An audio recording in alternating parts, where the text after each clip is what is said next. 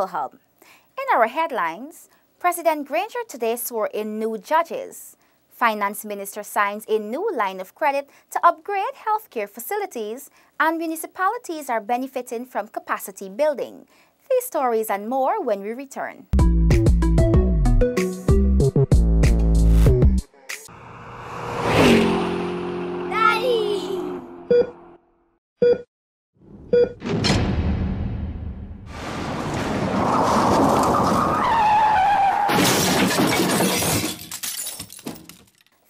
Staying with us. President David Granger today reiterated the administration's commitment to have an independent judicial system as he swore in 4 new High Court judges and the Justice of Appeal. Zanil Williams witnessed the swearing-in and filed this report. An independent judicial system must be sustained for Guyana to remain a law-based state, the head of state said. Independence of the judiciary is necessary to protect the rights of citizens and to ensure that legal controversies can be settled in a lawful and orderly manner. The independence of the judiciary secures the rule of law and acts as a safeguard against tyranny and oppression. The Constitution of Guyana makes provision for protecting judicial independence against the perils of executive and legislative encroachment. Let me assure you that the executive branch of government is unreservedly committed to promoting, to protecting, and to preserving judicial independence.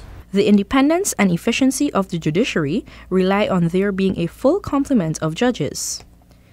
The President administered the oath of office to 4 new High Court judges, attorneys at law Simone Maurice Ramlal, Damon Young, Sandil Kisoon, and Gino Prasad.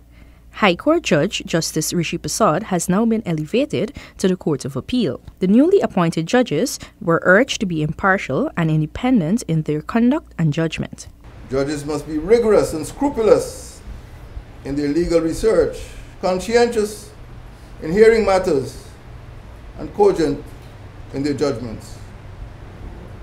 Judges are expected to be exemplars of high moral standards and of personal propriety. Attorney at law Gino Prasad said that he looks forward to the challenges ahead, noting that throughout his life he has been interested in fairness and justice for Guyanese. He pledges to portray the highest qualities of fairness. The appointment of the new judges is expected to aid in the backlog of court cases. President Granger highlighted that the executive has no interest nor would it condone interference in the judicial system. We desire in Guyana a judiciary which is unbiased, which is unblemished, and which is unbribable. Zanil Williams for Info Hub. Healthcare delivery in Guyana is being further improved as Government Inc.'s line of credit agreement to upgrade 3 regional hospitals. I was at the signing of this agreement, and here are the details. The government today signed a US $17.5 million line of credit with the Exim Bank of India to upgrade primary health care facilities. Minister Valda Lawrence said primary health care is the most important level of health care.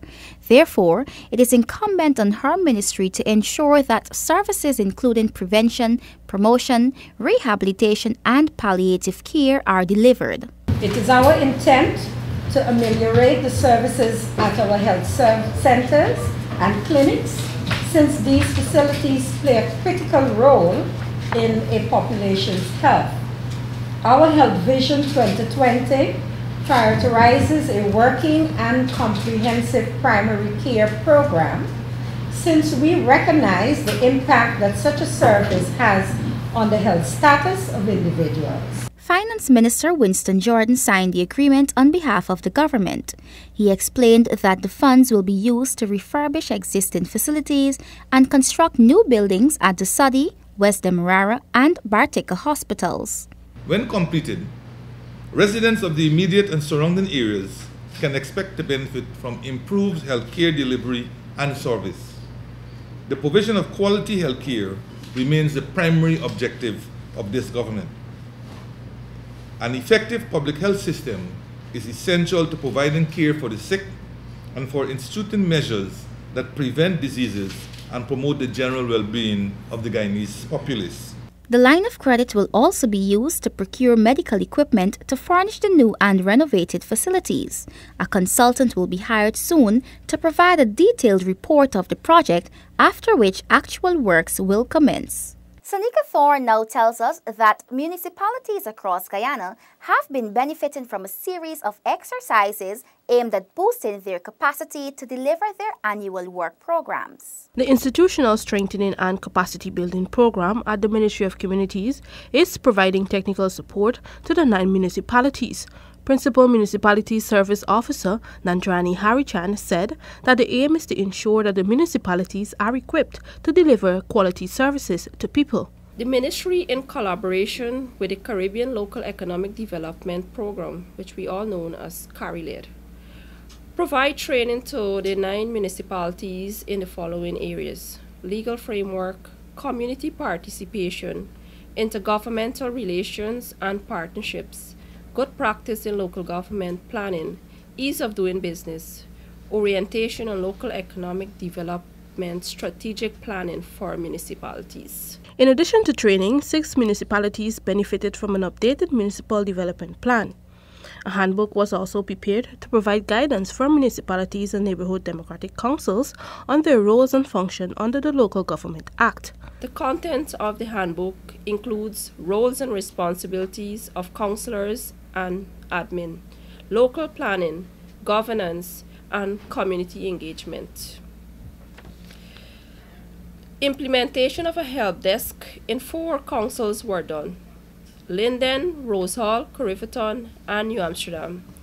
The objective of the implementation of the help desk is to facilitate the ease of doing business between the citizens and the municipalities. For the second half of 2017, the Ministry of Communities will continue to provide guidance and support to the municipalities, including preparation of municipal plans for the new towns of Mabruma, Bartica, and Lethem.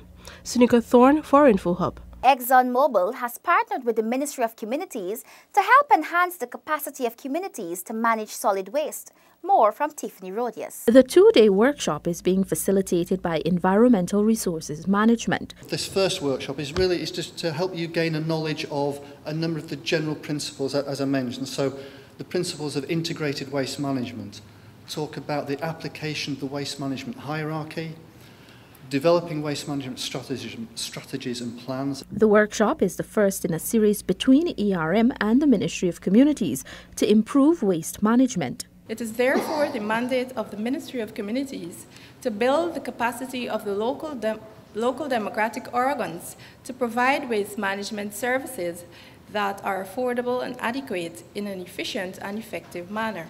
Regional democratic councils, EPA, and private sector representatives were part of the workshop. For InfoHub, Tiffany Rogers. The Guyana Oil and Gas Association continued its series of public lecture.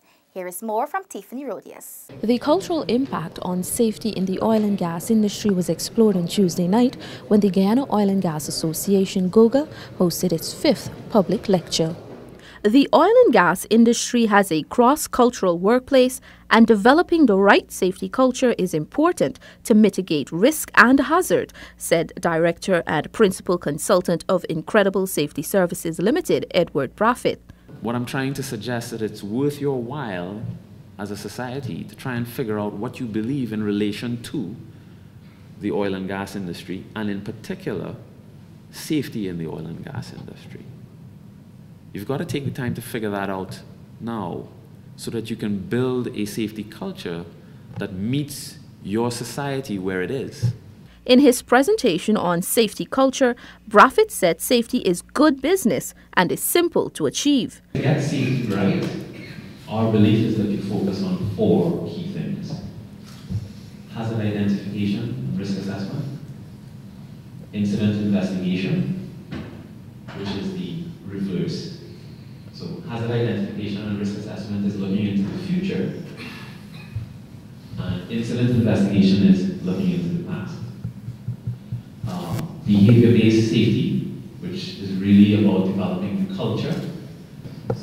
And action tracking. Being able to close out the actions that have arisen from risk assessments, incident investigations, and behavior procedures. Last night's lecture is part of GOGA's undertaking to provide public information to the general public to boost understanding of the developments in the oil and gas industry. For InfoHub, Tiffany Rogers. The Ministry of Education Department of Youth's Junior Archaeology Summer Camp received positive reviews.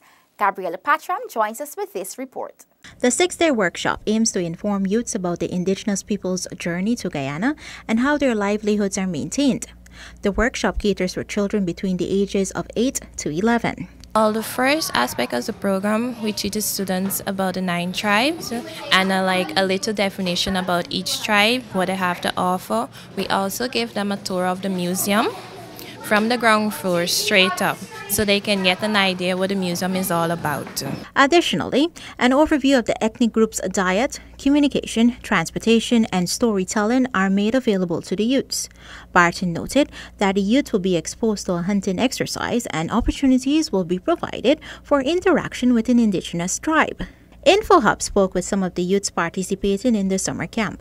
Well, I really like archaeology. And my parents, they like to follow me up and support me with the archaeology programs and the National Trust of Guyana and so on. So I came here to learn about the archaeology, what's the history of the Amerindians and so on. I like the pictographs and the petroglyph because the others I know, but the petroglyph and the pictograph are like the things that I don't know, and I really like to follow up on them.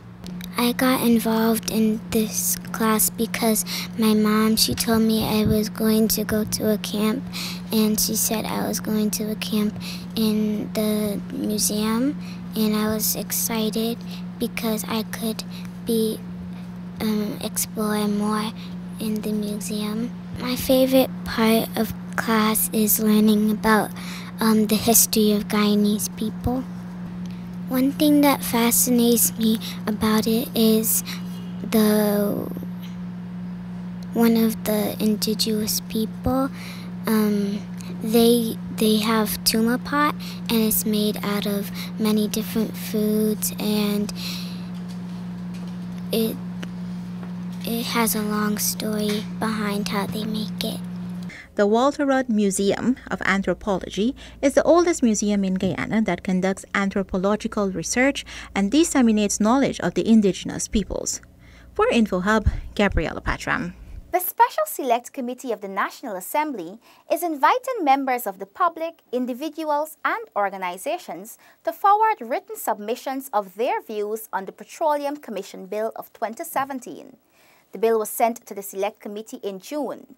The committee has begun its work and made the invitation for submissions via advertisement in the local newspapers. Interested persons have until Friday, July 28 to forward their submissions on segments of the bill that they are interested in. Submissions must be addressed to the clerk of the committee and can be sent or post or email committees_division@yahoo.com. That's committees_division@yahoo.com. The Petroleum Commission Bill seeks to provide for the establishment and functions of the Petroleum Commission of Guyana and for related matters. Thanks for watching. Connect with us 24/7 on our website and social media. Goodbye.